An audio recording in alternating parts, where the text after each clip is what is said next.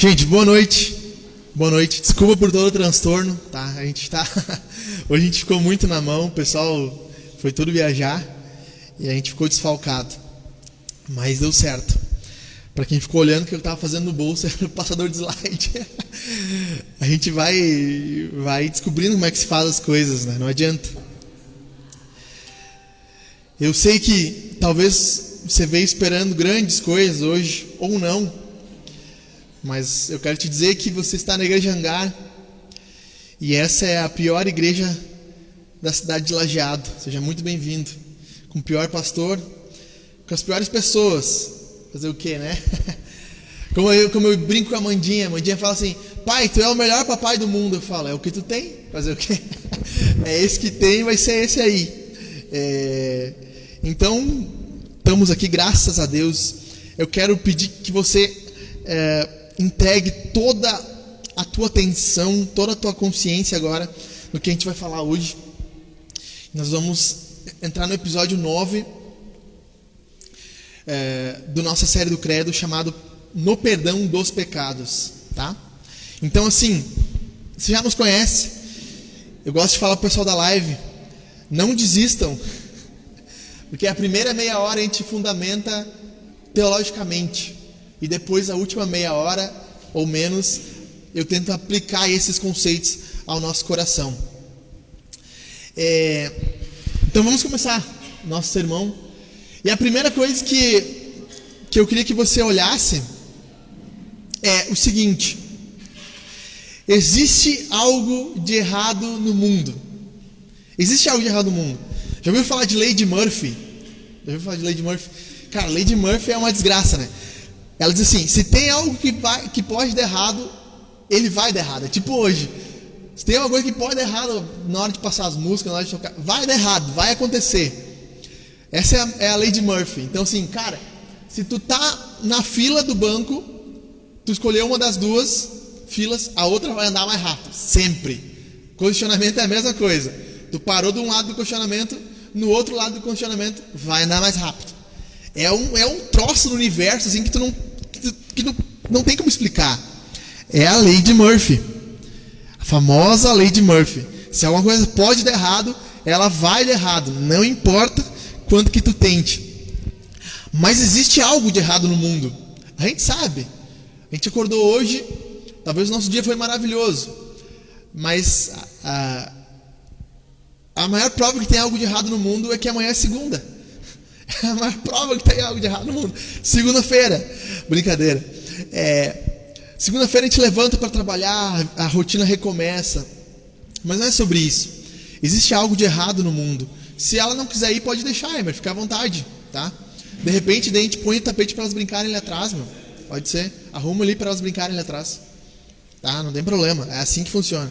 Tenho certeza que quando Jesus estava pregando, as crianças passavam no meio, davam gritaria, não tem problema. Então tem algo de errado no mundo. Olha só. Vamos ver se vocês concordam comigo. Nesse ano nós já tivemos atentados terroristas. Nesse ano, só no Brasil, morreram 566 mil pessoas por causa do Covid, sendo que alguns desses conhecidos nossos, que nós vimos, conversamos e falamos pessoalmente. Contei para vocês aqui que a minha vizinha do terceiro andar morreu de Covid 2 noites depois de eu ter conversado com ela. Então, tem algo de errado no mundo. Tem algo de errado no mundo. Nós vemos brigas por coisas banais. É time, é cor, é sexo, é identidade. As pessoas brigam por essas coisas. Nós vemos as guerras, que é uma coisa que matou mais gente do que a guerra. A Segunda Guerra Mundial matou 80 milhões de pessoas. 80 milhões de pessoas. Sabe o que é 80 milhões de pessoas? É um pouco menos da metade do que a população do Brasil. Imaginem em 5 anos 80 milhões de pessoas morrerem. É muita coisa.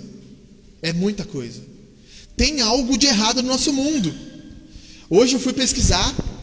Tem um censo, um site na internet, que ele te dá atualizado o número de nascimentos e o número de morte no mundo. E é absurdo. É assim, ó. Eu fiquei olhando assim, 10 segundos eu fiquei olhando, o troço ia subindo, subindo, subindo. A cada 1 segundo uma pessoa morre no mundo. Loucura! Cada 1 segundo uma pessoa morre no mundo. Só hoje, quando eu olhei lá, tinha 30 e poucas mil mortes já. Então, enquanto a gente estava cantando aqui, morreram 500, 600 pessoas no mundo. Tem algo de errado. Tem algo de errado. A gente sabe disso. Tem coisa mais certeira de que há algo de errado quando nós vemos alguém no caixão? Não tem. Dona Dira estava falando antes da cunhado, acho que é cunhado tinha falado, né? E depois a própria mãe, a avó, né, a mãe faleceu no dia do aniversário. E a gente chega lá no velório. No velório não tem ninguém dando risada, está todo mundo triste, chorando. Está todo mundo lamentando. Porque no velório tem uma coisa especial. Não especial de bom, mas especial de ruim. Que no velório a gente enxerga que a vida é limitada. Só ali. E no velório a gente vê, cara, tem algum problema no mundo. Esse arco-íris que eles pintam aí, ele é bonito, mas ele não é real. Tem algo de errado. Tem alguma coisa errada no mundo. Quando a gente vê alguma pessoa no caixão pálida, a gente percebe que tem algo de errado no mundo. A primeira vez que eu me deparei com a morte, eu vi que o ser humano era pouco. O cara se acidentou, morava perto da faixa, na R-130, perto do Poço do Arco. O cara bateu contra um carro. E eu fui curioso, fui lá ver, tinha uns 8 anos talvez. E a perna do cara estava no pescoço. E ele era uma borracha. Parecia um boneco, assim. Na hora que ele morreu, a vida foi. Então, tem algo de errado. Alguma coisa não está certa. Né? Algo de certo não está errado, como é que diz? Aquele ditado. Tem algo de errado que não está certo. A vida não está certa. Tem algo errado no mundo. E aqui nós somos levados à origem dessa rachadura, dessa quebra, ou como os teólogos dizem, da queda. A origem do problema, onde começou as coisas darem erradas, Gênesis 3. Nesse texto, nós somos informados onde começa o problema do pecado, o problema da morte, o problema do mal no mundo. Olha o que o texto diz. Se quiser abrir comigo, Gênesis 3. Ele, Adão, respondeu: e eu ouvi teus passos no jardim e fiquei com medo, porque eu estava nu, por isso me escondi. Deus perguntou: e quem lhe disse que estava nu? Você comeu do fruto da árvore do qual eu proibi comer? Disse o homem. Aqui é interessante, o pessoal diz que é a maçã, né? Aí Deus diz que é o fruto, eu já disse que para mim é o kiwi, né? O fruto proibido é o kiwi, eu odeio o kiwi. As crianças fecham os ouvidos, o kiwi é tribom, pode comer. Comeu do fruto da árvore qual eu lhe proibi de comer? Também alguns dizem que é sexo, né? O sexo, como é que tu come o sexo? Não tem como comer o sexo. É um fruto, é um troço.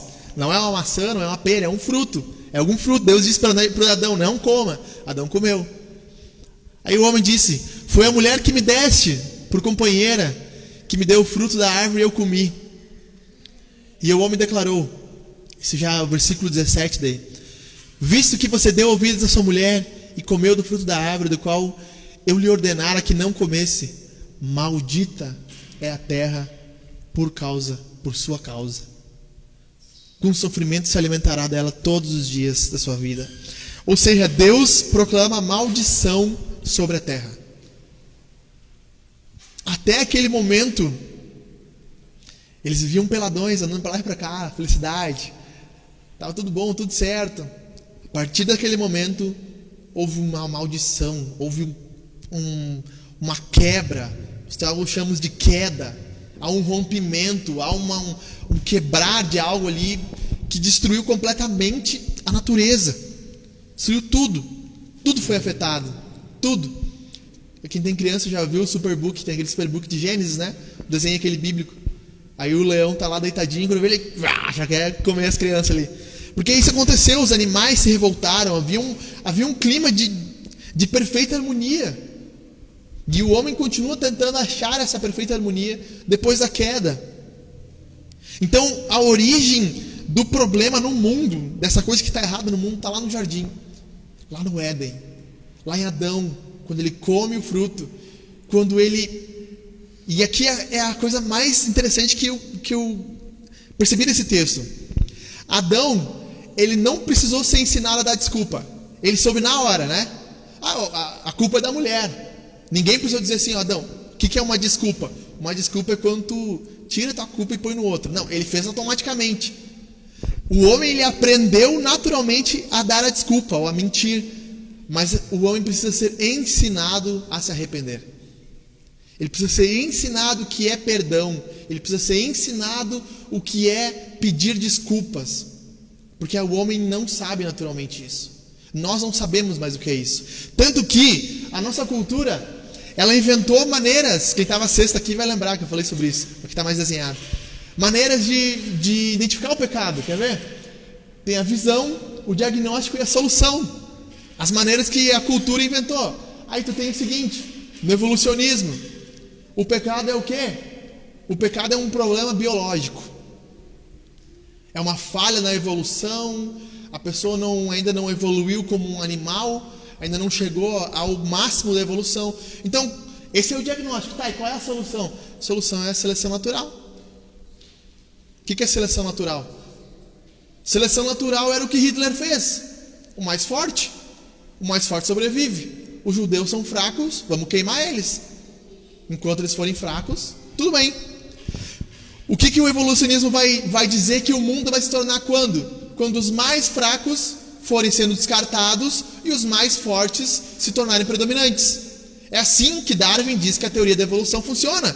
Os animais foram evoluindo, foram dispensando os mais fracos e sobrevivendo os mais fortes. Não é isso? É isso que vocês aprenderam em biologia, oitava série? Foi, né? Evolucionismo. Então, esse é a solução que o evolucionismo nos dá. Para você resolver o problema do pecado, o que você faz? Ou mata os mais fracos, ou deixa que os mais fracos vão morrendo sozinhos. Assim que funciona. Mas a gente vê na psicologia. A psicologia vai te dizer o quê? Que o diagnóstico do pecado é o transtorno. O cara tem um transtorno obsessivo compulsivo por comida. Por isso que ele é gordo. 180 quilos. Ele tem um transtorno psicológico. Às vezes pode ser, às vezes não. Não estou dizendo que não pode ser, tá? O cara é um pedófilo, ele tem um transtorno sexual. Pedofilia já está no CID da psicologia como uma doença. Um transtorno por ter desejo por crianças. Então na psicologia tudo é transtorno. O cara é um assassino, ele tem um transtorno de psicopatia. É um cara que mata a sangue frio. Então tudo tem um transtorno. Ele é mentiroso, ele tem um transtorno que leva ele a mentir. Ele é um cara que não obedece regras. Ele tem um transtorno opositor. Então tudo é um transtorno. Qual é a solução então para a psicologia? Faz terapia. Faz terapia ou toma medicação. Aí você resolve. Resolve o problema do cara. Mas daí tu tem o humanismo. O humanismo diz o quê? Que o pecado ou o problema no mundo é uma falta de desempenho ou uma falha moral. O cara ainda não se tornou alguém melhor, ou ele não se tornou tão bom como ele poderia ser. Isso que ele vai dizer. Qual é a solução? Eu amo os coachings, tá? Sexta-feira eu queria ter falado mais sobre isso e não consegui. Eu amo coaching. Eu não estou dizendo que o coaching é ruim, entendeu? Estou dizendo assim, o coaching é legal naquilo que ele faz, na área que ele faz, na área que ele atua. Mas para resolver o problema do pecado não serve. Tem uns cursos profundos, tipo o Del Carne e tal, que ele vai lá, vai fazer toda uma análise da tua vida, aí tu pede perdão para a esposa, pede perdão não sei o quê. Tinha um colega meu de trabalho que fez isso aí foi lá, pediu perdão para todo mundo. Na outra semana ele mandou todo mundo na merda de novo.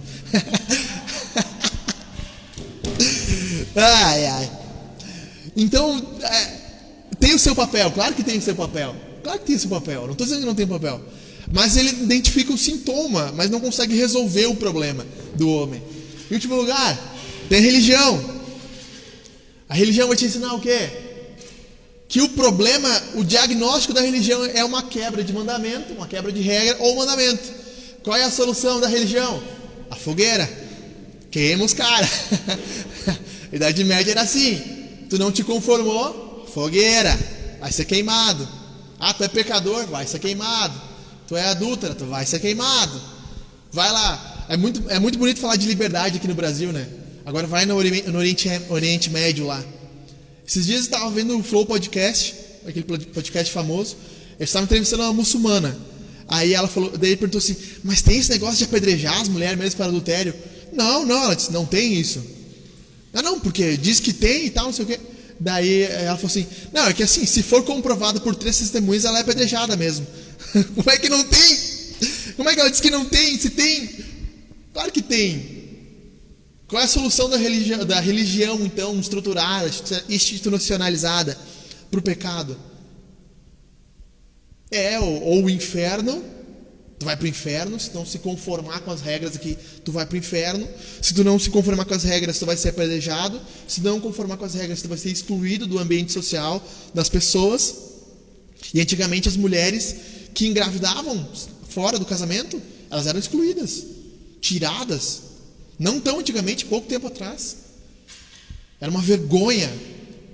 Engravidou, agora tu te vira, o problema é teu, o filho é teu. Imagina, por causa de todo aquele sistema da religião que trancava as pessoas. Então, essas são as maneiras que a cultura nos ensina sobre o pecado. Eu quero mostrar o que a Bíblia ensina sobre o que é pecado. E quero mostrar para vocês a solução disso, tá? Vamos lá então, vamos confessar o credo juntos primeiro? Vamos lá? Vamos no 3 juntos, pode ser? 1, 2, 3. Creio em Deus, o Pai Todo-Poderoso, Criador do céu e da terra, e em Jesus Cristo, seu único Filho, nosso Senhor, o qual foi concebido pelo poder do Espírito Santo, nasceu da Virgem Maria, padeceu sob Pôncio Pilatos, foi crucificado, morto e sepultado. Ele desceu ao inferno. Ao 3º dia ressuscitou dos mortos. Ele subiu ao céu e está assentado à direita do Deus Pai Todo-Poderoso, de onde virá para julgar os vivos e os mortos. Creio no Espírito Santo, na Santa Igreja Católica, na comunhão dos santos, no perdão dos pecados, na ressurreição do corpo, na vida eterna. Amém. Amém. Estamos chegando no final, né? Vocês viram, né? Estamos quase no final. Vamos lá. Então, o que é pecado? Se não é o que o evolucionismo diz, não é o que a psicologia diz, não é o que o humanismo diz, não é o que a religião diz. O que é pecado? Em primeiro lugar, pecado é idolatria. O que é pecado? As crianças aprendem no catecismo, né? É desobediência a Deus, né? O que é pecado? É idolatria. Eu acho maravilhoso Santo Agostinho, ele diz assim que o pecado é o homus incurvatus em si. No latim significa o homem encurvado em si mesmo.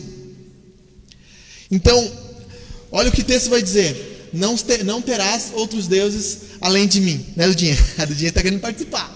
É isso aí. Estou vendo que ela está mais motivada que vocês, né?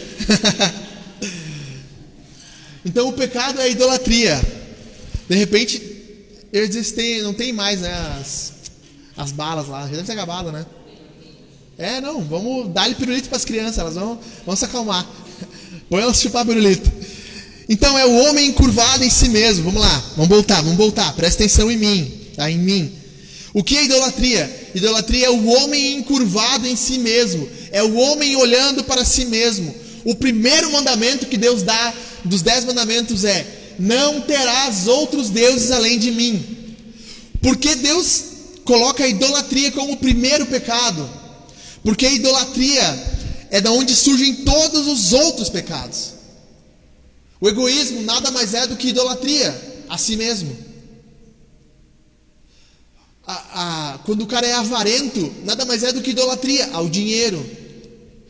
Quando o cara é inseguro, nada mais é do que idolatria à segurança.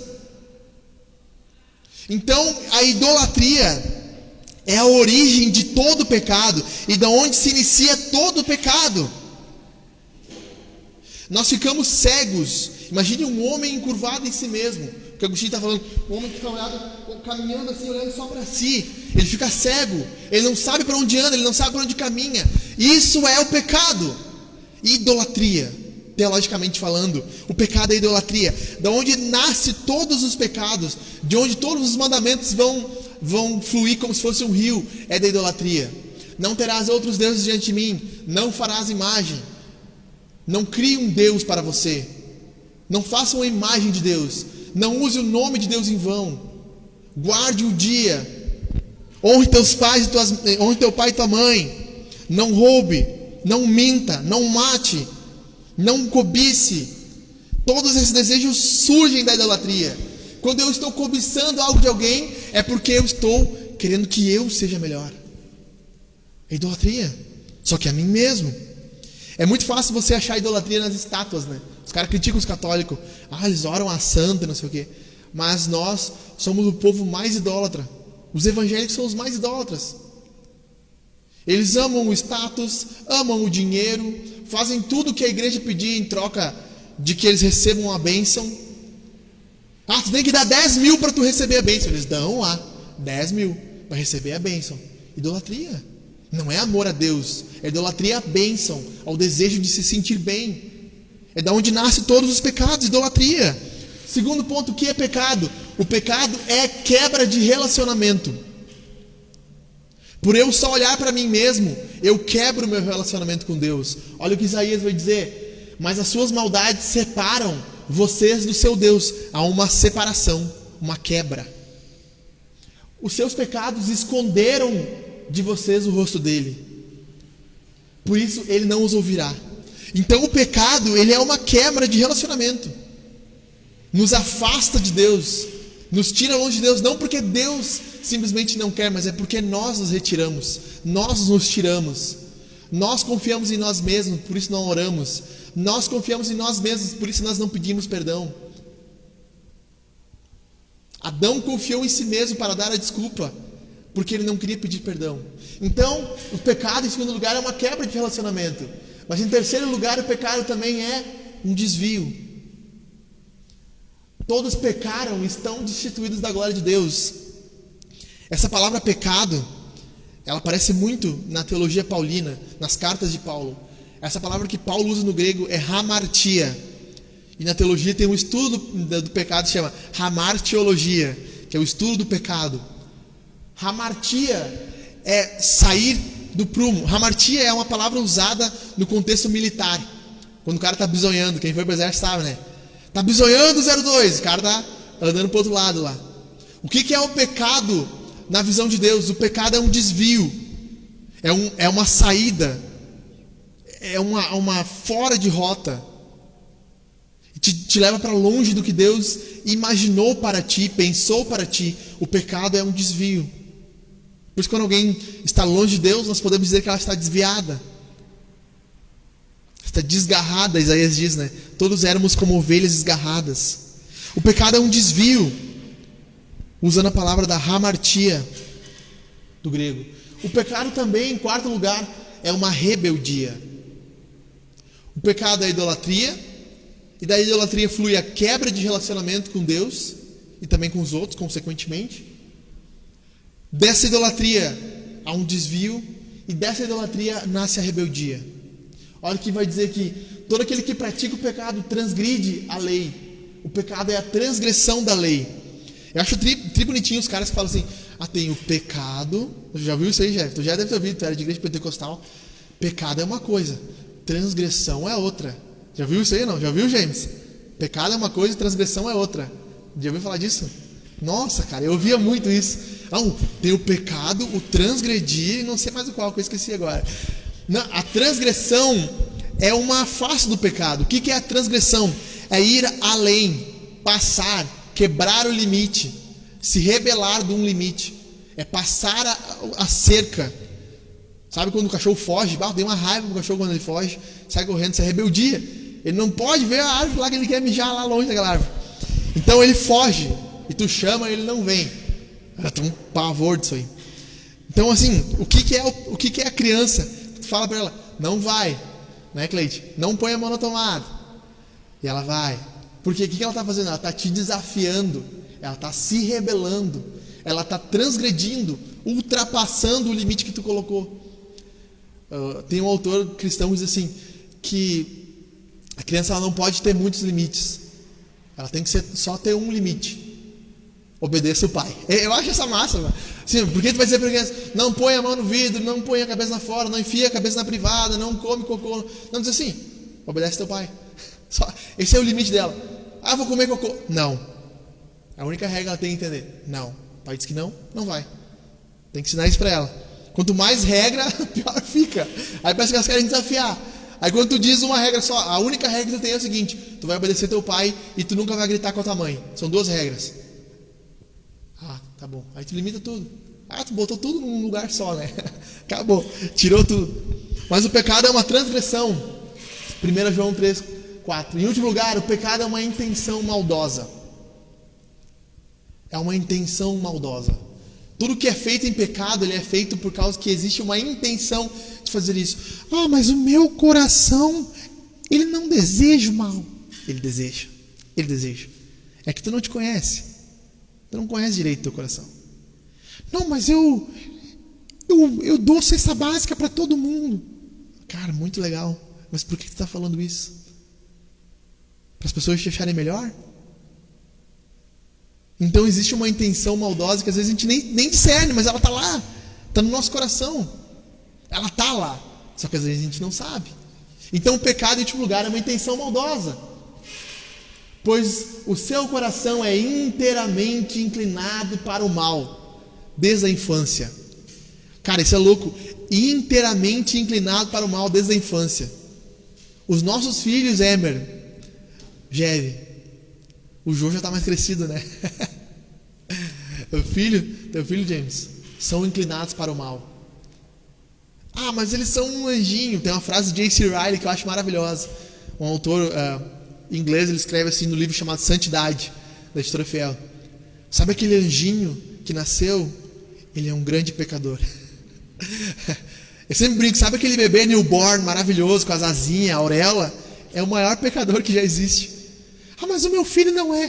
Tá, então faz o seguinte, compra um brinquedo e diz que tu só vai dar no final de semana para ele. Ele vai enlouquecer.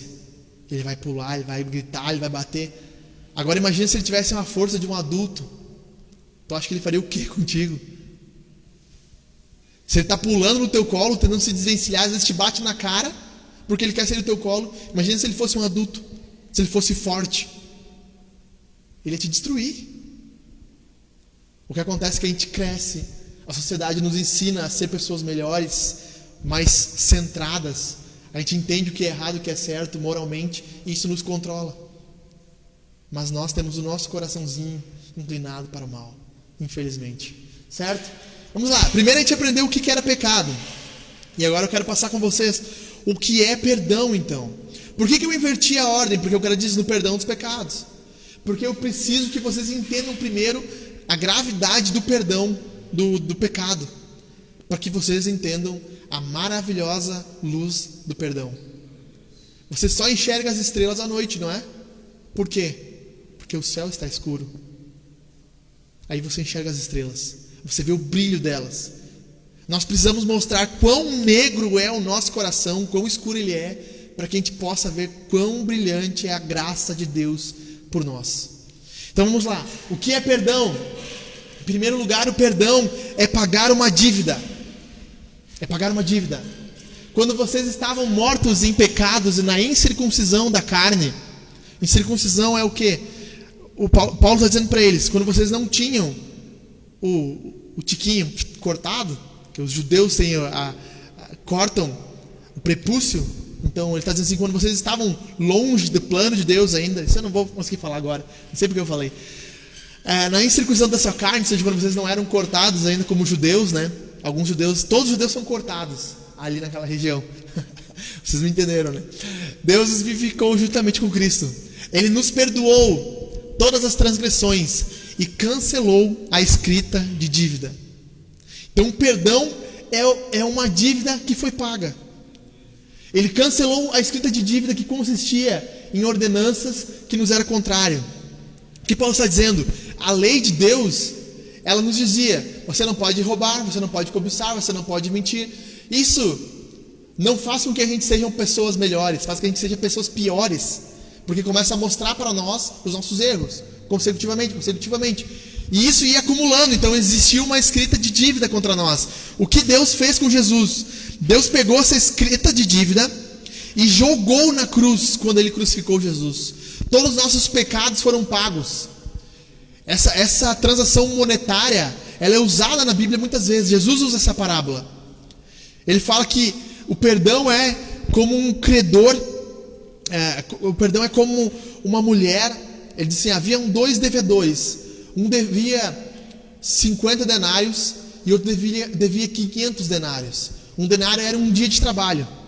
Então imagine, um devia 50 dias de trabalho, o outro devia 500 dias de trabalho, 1 ano e meio.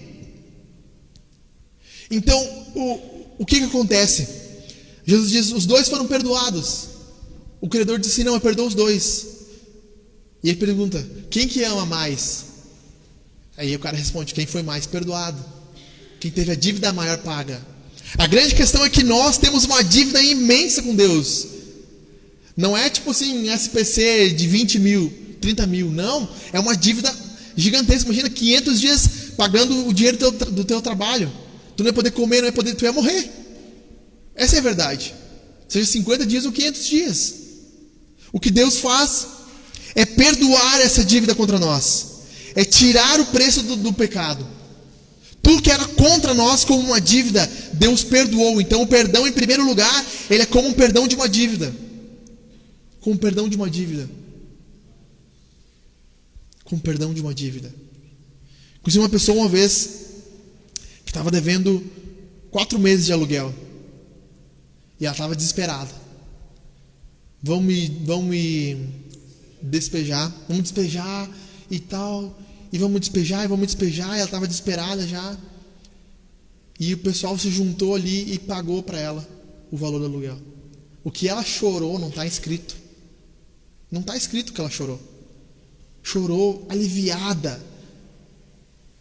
Não é um perdão assim, não, vou pagar agora, pronto, agora está livre, tu pode fazer dívida de novo. Claro que não. Houve um processo de auxiliar ela a organizar as finanças. Mas esse fator de ter feito ela sentir esse peso das costas dela caindo, que ela ia ser despejada, agora não vai mais. Isso é o perdão. Em segundo lugar, o que o perdão é? É um acordo de paz. Olha o que o texto diz. Deus em Cristo estava reconciliando consigo o mundo, não lançando em conta os pecados dos homens, e nos confiou a mensagem da reconciliação. O perdão é o quê? Uma reconciliação. E não é como se Deus estivesse perdendo. Não é como se Deus estivesse perdendo uma guerra, ou tipo se o Hitler estivesse perdendo a guerra e fosse lá dizer para os Estados Unidos, não, agora vamos fazer um acordo de paz aqui porque eu estou perdendo. Para os aliados, não. Deus tinha o direito de ganhar essa guerra. Ele tinha o direito de nos aniquilar se Ele quisesse. Mas Ele propõe um acordo de paz. Ele levanta uma bandeira branca. Não, branca não. Ele levanta uma bandeira vermelha, escarlate. Uma bandeira manchada pelo sangue do Filho dele. Essa é a bandeira que Ele levanta. Não uma pombinha jogada para o céu. Não, é o Filho sendo imolado, esmagado, crucificado, vilipendiado, cuspido na cruz. As pessoas zombando dele, rindo da cara dele. Deus propõe em Jesus uma bandeira de paz com os homens, reconciliando os homens. Não porque Ele perderia, mas porque Ele nos ama demais e Ele não poderia deixar que nós continuássemos nessa rebeldia. Então Ele diz, ei meu querido, vamos fazer um acordo de paz. Eu pago aqui, eu pago a dívida, mas cessou a nossa guerra. Vamos nos reconciliar. Perdão é reconciliação. O perdão também é uma salvação. Olha o que diz: e esperar dos céus seu Filho, a quem ressuscitou dos mortos, Jesus, que nos livra. Em outras versões vai dizer que nos salva da ira que há de vir. O perdão é a salvação. Imagine ali, dona Dirce, você caminhando na estrada, despercebida, ouvindo um áudio da Jaque. A Jaque te mandou um áudio, estava ouvindo ali no celular. E tu não viu, e um caminhão está vindo a toda velocidade. Quando tu já vê, está os farol ali em cima de ti. E de repente vem um cara e bum, se joga ali. e tu cai para o outro lado ali, tu tem uma escoriação, mas tu seria esmagado por aquele caminhão. Isso é salvação. Uma situação que nós estávamos plenamente incapazes de responder e de tomar uma posição. Nós estávamos ali parados, paralisados, e íamos ser impactados por aquilo. O que acontece é que Jesus, como nós vimos, ele foi ao inferno, o credo diz. O que acontece é que Jesus se colocou diante não de um caminhão, mas da ira de Deus, da ira do próprio Deus. E os pregadores não gostam. Eu vou dizer isso para vocês agora. Em muitas igrejas vocês nunca vão ouvir a palavra ira. Nunca vão ouvir. Nunca vão ouvir que Deus está irado com os homens, que Deus tem uma ira para derramar sobre os homens. Mas quero dizer uma coisa para vocês: nessa igreja vocês vão ouvir isso, porque é verdade. Deus está irado com os homens. Ele tem uma ira que Ele irá derramar sobre toda a terra. E olha que diz, a ira que há de vir, ela está vindo. Ela está vindo. Mas o que acontece? Jesus se põe antes de Deus. Ele se entrega para sofrer a ira do inferno por nós, para sofrer os tormentos infernais por nós. E Ele nos livra desse tormento. Ele livra todo mundo? Não. Ele livra aqueles que querem ser livrados. Algumas igrejas vão dizer assim: não, Deus, tudo é uma grande pegadinha. Quem olhava aquela parada do Serginho Malandro tinha as portas da alegria, né? Aí no final ia abrir uma porta e Deus dizia assim: era brincadeira, vamos todo mundo pro céu, vamos ser felizes, vamos se abraçar, maravilha, a porta da alegria. Saía Deus ali abraçando todo mundo. Tu acreditou que era no inferno, né? Para, cara, tava brincando contigo. Algumas igrejas vão dizer assim. Vamos falar isso para vocês. A Igreja Católica não fala mais em inferno, sabia? É proibido. Concílio do Vaticano II, 1967. Eles proibiram os ministros de falarem sobre o inferno na missa. Sabia disso? Está proibido. Porque o inferno virou uma coisa da mente medieval, antiga. Esse conceito de inferno, na verdade, ele não é... Existe um purgatório, que você é purificado, ele é purgado, mas esse conceito de inferno não existe mais. Porque Deus é um grande amigão. Ele vai abraçar todo mundo e vai dar uns tapinhas nas costas e vai dizer assim: vamos lá, vamos ser felizes. Não é.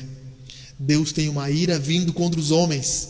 Salmo 5, versículo 11: Tu és um Deus que te ira todos os dias. Todos os dias. Tu és um Deus irado. João 3,16 diz: Deus amou o mundo de tal maneira que entregou o seu Filho para que todo aquele que nele crê não pereça, mas tenha vida eterna. João 3,36 diz assim: Aquele que não crê no Filho já está condenado, e sobre ele permanece a ira de Deus. 20 versículos depois, no mesmo capítulo. Há uma ira, e Deus nos salva pelo perdão quando nós pedimos para que Deus nos salve desse atropelamento. Em último lugar, é um resgate. É um resgate. Pois Ele nos resgatou do domínio das trevas e nos transportou para o reino do seu Filho amado. Em que nós temos a redenção, a saber, o perdão dos pecados. Redenção, resgate, são as mesmas palavras.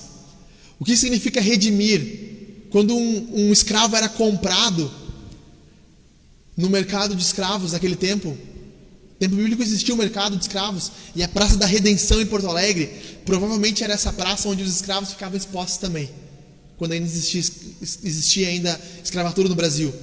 Então lá eles botavam os escravos, mostravam os dentes, mostravam as mãos, as canelas. Esses aqui são os escravos. E aí o cara pediu assim: não, eu vou redimir aquele ali, o bonitão, aquele bonitão ali, alemãozinho. Quero aquele ali. Porque naquela época os escravos não eram negros, a grande maioria eram alemães, germânicos, né? Porque eles eram os bárbaros, e o Império Romano lutava contra os bárbaros. Então eles escravizavam esses caras também. Choquem-se com isso, né? Escravos negros e brancos já existiram também. Então, o que acontece? Ele olhava e falava: eu quero aquele lá, eu quero aquele escravo lá. Aí o escravo era salvo, redimido, para trabalhar. A salvação, ou perdão, é como um resgate. Jesus paga um preço por nós. Nós vimos semana passada no texto que nós somos comprados pelo sangue de Deus. Atos 20, 28. Deus comprou a igreja com o seu próprio sangue. Esse pagamento que Deus dá é o sangue dele. E alguns vão dizer assim, eu tinha uma história linda, cara, uma história de chorar, que era assim, o homem tinha um passarinho preso, e um cara, essa tu já ouviu, tenho certeza, e o cara maltratava o passarinho, e um dia ele falou assim, eu vou te comprar esse passarinho. E para comprar esse passarinho ele teve que dar todo o dinheiro para tirar o passarinho de lá. Aí o pastor fala assim, irmãos, esse homem era o diabo, nós estávamos presos numa gaiola do diabo, e Jesus teve que pagar para o diabo para te libertar. Não é isso. Nós estávamos presos em nossos pecados. O diabo tinha domínio sobre nós, sim, mas ele não era nosso dono, mas ele tinha um domínio sobre nós. Quando Jesus paga o preço do pecado, ele não paga para o diabo, ele paga para Deus. O sacrifício é feito para Deus. O preço do sangue é dado para Deus, para que Deus fosse aplacado. Porque é muito bonito. O cara chega lá na tua loja, James, ele vai lá, troca o vidro e daí diz, eu não vou te pagar. Não vou te pagar esse vidro aí. Aí tu vai ter que pagar do teu bolso, né? Alguém vai ter que pagar. Tu pagou já pro fornecedor, alguém vai ter que pagar esse vidro. Se ele não vai pagar, os caras ficam devendo lá, tu vai ter que pagar do teu bolso. Por que Deus é diferente? Ou tu acha que ele vai simplesmente perdoar e vai dizer assim, não, tá tudo certo, tá tudo quitado. Não, alguém tem que pagar. Alguém deveria pagar. E Jesus pagou o preço. Ele que morreu por nós. Êxodo 33 nós vimos aqui. Não, ele justifica o justo, ainda que não deixe o ímpio impune. Como é que Deus faz isso? Justifica ou torna justo alguém, mesmo que o ímpio não é tornado justo normalmente. É porque Jesus é colocado como um ímpio. É a troca de Deus. Aquele que não tinha pecado tornou-se pecado para que nós que tínhamos pecado nos tornássemos justos. Há uma troca, alguém paga, Deus paga. Ele que paga o sacrifício. Ele que paga esse sacrifício. O pecado é isso, esse resgate. Existem pecados de comissão e pecados de omissão. Pecados que você comete, você mente, você adultera, você olha com desejo pecaminoso, você fofoca, você cometeu pecados de comissão. Mas existem pecados de omissão, você foi abusado, você foi estuprado, você foi roubado. Existem esses dois tipos de pecados e todos eles são pagos. Por isso que quando a gente diz assim, o homem ele é tanto vítima do pecado, ele é vítima do pecado. Ele foi roubado, o cara foi lá, roubou, matou o pai dele. Ele é vítima do pecado. Ele é vítima daquele pecado. Só que o que acontece? Nós também somos réis do pecado. Somos culpados do pecado. Nós também pecamos. Então nós somos tanto vítimas quanto culpados. Certo? O perdão é um resgate. Deus nos resgata da culpa do pecado. Nos resgata no pecado e da culpa do pecado. Entendeu, Rodrigão? No pecado e da culpa do pecado.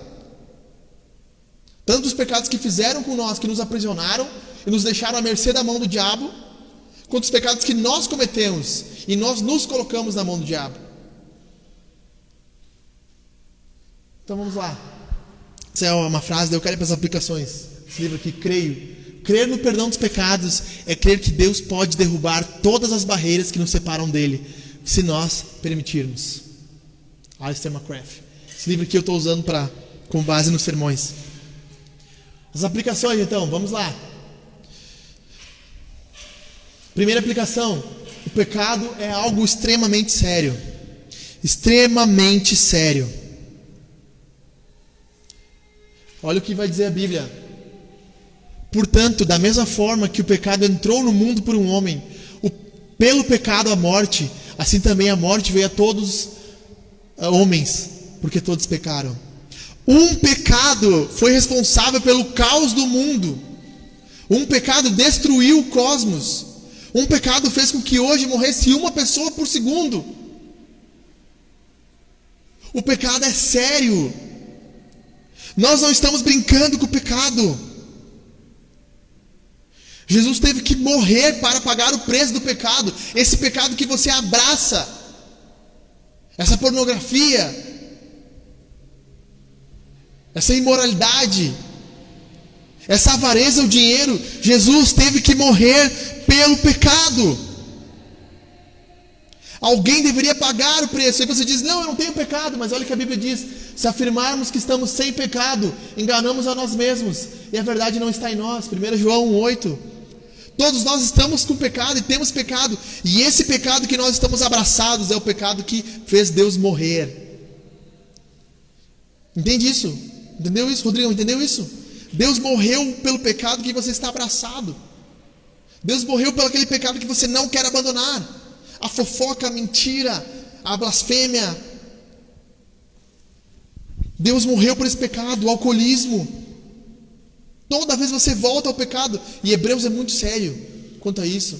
Hebreus diz assim: se nós continuarmos ativamente no pecado, já não nos resta perdão. Cara, isso é forte. Ah, mas Deus sempre pode perdoar. Hebreus diz que não. Hebreus diz que não. Que se nós continuarmos ativamente no pecado, não nos resta perdão. Hebreus diz isso. Só lê. Pelo contrário, encorajem uns aos outros todos os dias durante o tempo que se chama hoje. O que ele está dizendo? Nós vivemos no hoje de Deus. Deus vai retornar logo. Então, quando nós dizemos, o Lutero dizia isso, né? Jesus morreu ontem, ressuscitou hoje e vai voltar amanhã. Lutero costumava dizer.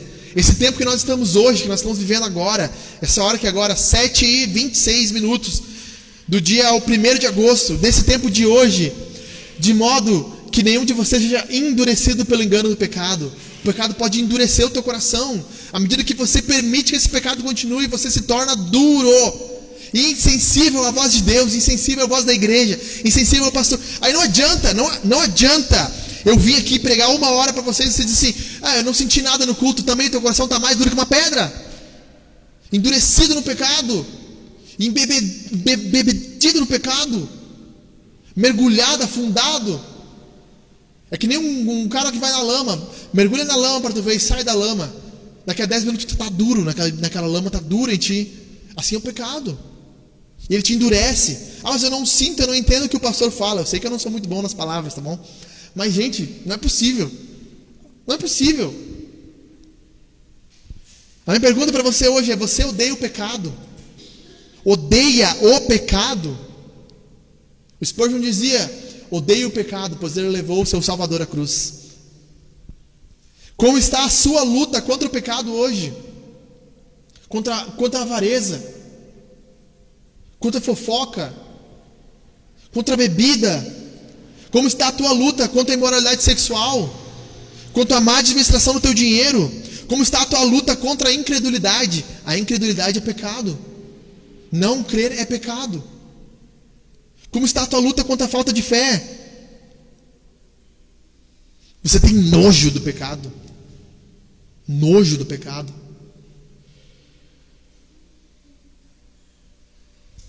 Segundo lugar, segunda aplicação: o pecado não é sobre fazer, mas sobre ser. Cara, isso aqui eu acho que precisa ser entendido. O cristianismo, para mim, ele entende completamente que é o homem. Nós falamos muito sobre o que fazer, mas o cristianismo fala sobre ser. Sobre ser, o que nós somos. O que nós somos. E por isso que em muitas igrejas, para você se tornar um crente, você vai ter que se adequar ao padrão. Aleluia, glória a Deus. E a Bíblia debaixo do sovaquinho aqui. Sim. Jardim das Aflições, já viu esse teatro aí? Jardim das Aflições. E eu dou o dízimo. E não sei o que. Eu sou o Deus Altíssimo aqui. Fala em línguas e é loucura. Se for ser salvo, eu estou longe. Não quero então abandonar aqui. Não é sobre o que nós fazemos, mas é sobre quem nós somos. Olha só, clica no M para mim, por favor, ele que eu saí dessa porcaria ali. Clica no M para mim. No M. Arrasta o mouse até o M ali.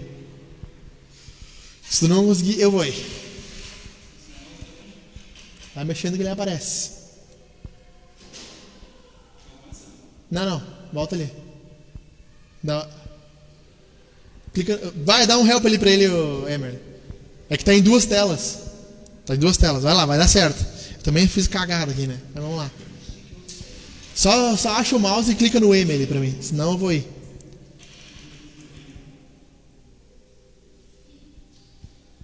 Não, volta ali. Vou ensinar vocês uma vez, tá? Depois eu não ensino mais. Aqui, ó. Tá vendo o mouse? Aí tu vem e clica no M. Pronto, vamos lá. Vamos lá, vai dar certo. Presta atenção em mim. Esquece que caiu fora. Esquece disso aí. Eu vou de novo lá. Cara, eu tenho que parar de apertar esse botão aqui. Todo culto eu aperto esse maldito botão aqui, cara. Ai. Vamos lá. Não perde foco. Não é sobre fazer, é sobre ser. Eu quero mostrar para vocês. Olha o que o texto diz.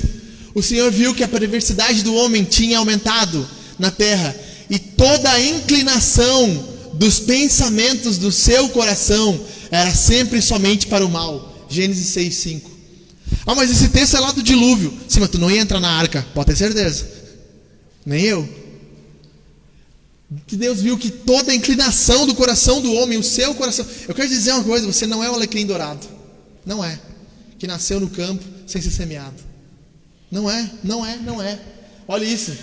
Pois do interior. Aí o cara diz assim: não, mas isso aí quem escreveu foi Moisés. Eu só aceito as palavras de Jesus. Então vamos para as palavras de Jesus. Pois do interior do coração dos homens vêm os maus pensamentos, a imoralidade sexual, os roubos, os homicídios, os adultérios, as cobiças, as maldades, o engano, a devassidão, a inveja, a calúnia, a arrogância e a insensatez. Todos esses males vêm de dentro. E isso que torna o homem impuro. Não o que você faz, é quem você é. Mais um.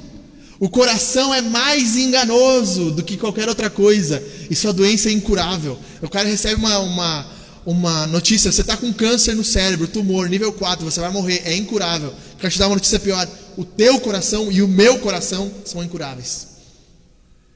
Incuráveis. São maus, maldosos, inclinados para o mal. Isso na teologia nós chamamos de depravação total. Ou depravação radical, aquele texto que tu falou. No calvinismo nós chamamos de depravação total. Depravação radical quer dizer que todas as nossas áreas do nosso coração, nossa mente está infectada pelo pecado. Extremamente infectada pelo pecado. Mas eu sou alguém bondoso. Eu não duvido que você faça o bem, mas até o bem que você faz não é bom. Não é completamente puro. Isaías diz: as nossas melhores obras, Isaías 64:6, são como trapos de imundícia. O que é trapo de imundícia?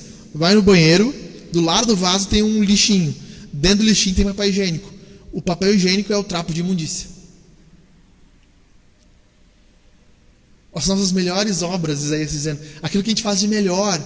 A minha pregação aqui é permeada de pecado, cheia de pecado. Eu estou destruindo essa pregação aqui. Se não for a ação sobrenatural do Espírito Santo, não existe. Nada do que nós possamos fazer é bom. É como o vírus em The Walking Dead. Tá ligado, The Walking Dead? Já olharam The Walking Dead? O Emerson já olhou The Walking Dead? Já olhou The Walking Dead, James?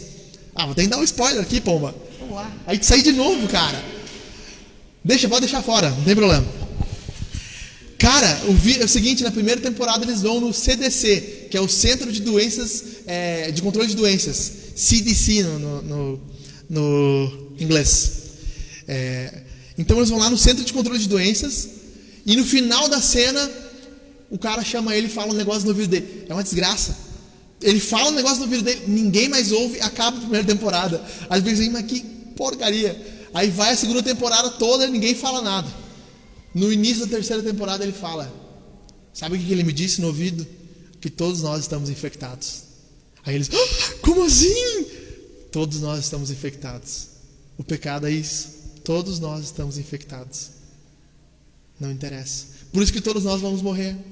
Porque todos nós estamos infectados. Terceiro lugar, o pecado é horrível, mas Deus é infinitamente, extremamente, maravilhosamente bom. Estou quase terminando. Romanos 5:8. Abre aí para mim. Você está com Bíblia, Romanos capítulo 5, versículo 8, já que não vai ter na tela, vamos fazer old school mesmo. Romanos 5, 8 vai dizer assim, eu já abri aqui, pode deixar, não precisa pôr. Romanos 5, 8 vai dizer assim, mas Deus prova o seu próprio amor para conosco, pelo fato de Cristo ter morrido por nós, quando ainda éramos pecadores. Enquanto nós somos maus, radicalmente maus, totalmente maus, Deus é radicalmente bom e morre por nós. João 3,16, o versículo famoso, Deus amou o mundo de tal maneira, e essa expressão no grego é uma expressão que não tem como traduzir, sabia? Tal maneira não tem como traduzir no grego. Aí o cara que traduziu no português, ele escreveu assim, tal maneira. Mas o que João está dizendo assim, é que Deus se explodiu, Deus se quebrou de amor, ele se rasgou de amor, de uma forma que não tem como explicar. E no português eles traduziram assim, de tal maneira. Mas o que João está dizendo no original é que Deus se rasgou de cima a baixo de amor por nós, para que pudesse nos salvar. Tem um hino que diz, a crer nos convida a tal rasgo de amor. Um hino antigo do hinário do cantor cristão. Deus se rasgou por nós, Ele se abriu por nós, Ele se lançou para fora por nós, Ele veio ao mundo como um homem, para morrer numa cruz como um pecador por nós. Deus vai ao mais fundo da existência, ninguém está tão longe de Deus, que Ele não possa alcançar. Nós estávamos assim, e agora? Quem poderá me defender? Aí Deus aparece, eu, o Chapolin Colorado. Deus aparece e salva, Ele entra na história humana, Ele entra na sua história. Ele entra na sua história. Imagine um avião que começa a cair do céu, ele está caindo, ele está vindo ao céu, e de repente aparece uma capa vermelha na janela e aparece um homem segurando o avião, é o Superman. Superman, obrigado, você ia cair, você ia morrer. Deus nos salva assim, nos tira da morte certa, nos tira desse lamaçal de pecados. Quem viu a Daiane dos Santos comemorando a medalha lá da Rebeca, de prata? Ela pulava, ela, parabéns, não sei o quê, enlouquecida. Se nós entendêssemos que a salvação vale mais do que uma medalha de prata, nós estaremos pulando enlouquecidos. Enlouquecidos.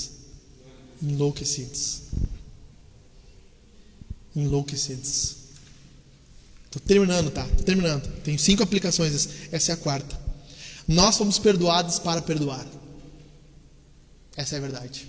Nós fomos perdoados para perdoar. Todo esse perdão é lindo. Ele é lindo. Mas se você não perdoar os outros, é um sinal que você não foi perdoado.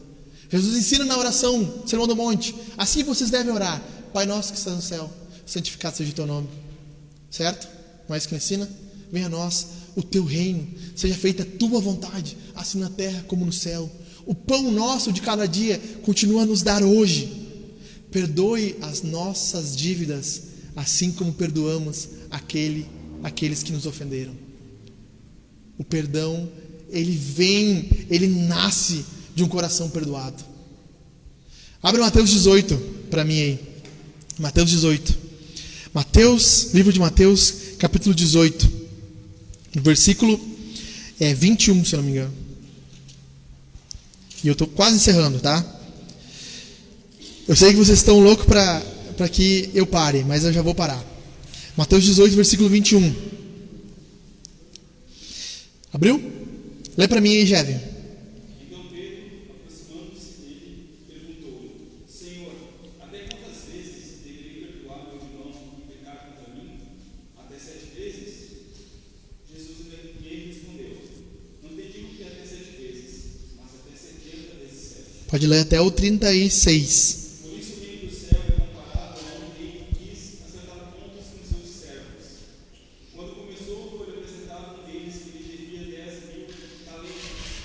Mas não tendo com que pagar, seu senhor ordenou que ele, sua mulher, seus filhos e todos os seus bens fossem vendidos para que a dívida fosse paga. Então aquele servo, prostrado Senhor, tem paciência comigo que te pagarei tudo. Comovido, o Senhor daquele servo soltou-o e perdoou-lhe a dívida. Ao sair, porém, aquele servo encontrou um de seus conservos, que lhe devia 100 denários, e agarrando-o, sufocava-o, dizendo: paga o que me deves. Então, caindo aos seus pés, o seu companheiro lhe suplicava: tem paciência comigo, te pagarei. Ele, porém, não quis. Antes mandou colocá-lo na prisão, até que pagasse a dívida. Seus conservos, vendo o que acontecera, ficaram muito tristes e foram contar tudo ao seu senhor. Este, então, chamou-o à sua presença e disse: servo mau, perdoei-te toda aquela dívida. Por que me suplicaste? Tu também me devias ter compaixão do teu companheiro, assim como tive de ti. E irado entregou-os aos carrascos, até que ele pagasse tudo que lhe devia. Assim também vos fará meu Pai Celestial, se cada um de vós não perdoar de coração ao seu irmão. Aqui nessa parábola, Jesus usa o pecado como uma dívida. Assim também Deus fará aquele que não perdoar o seu irmão de coração. Então nós fomos chamados ao perdão. Existe algo hoje que você não pode perdoar? Se você foi perdoado por 10.000 talentos, existe algo hoje que você não pode perdoar? Existe algo hoje que você não consegue abrir mão de perdoar? Se Deus lhe perdoou dessa forma, você não pode perdoar outras pessoas? Eis o perdão de Deus. Nós cremos no perdão dos pecados, e o perdão dos pecados é tanto o nosso perdão quanto o perdão do nosso irmão. Por isso que o perdão do pecado está depois da comunhão dos santos. Não está lá em cima, está agora. Porque na comunhão dos santos necessita haver perdão dos pecados. Vai precisar. Eu peco, sou muito pecador. Eu vou precisar que vocês me perdoem. Assim como eu sei que vocês estão com raiva de mim, está falando tanto já, mas eu peço só mais um pouquinho da paciência de vocês. Tá bom? Em último lugar, imagine como seria. Quero que você fique de pé. Nós vamos cantar mais uma música e feche seus olhos.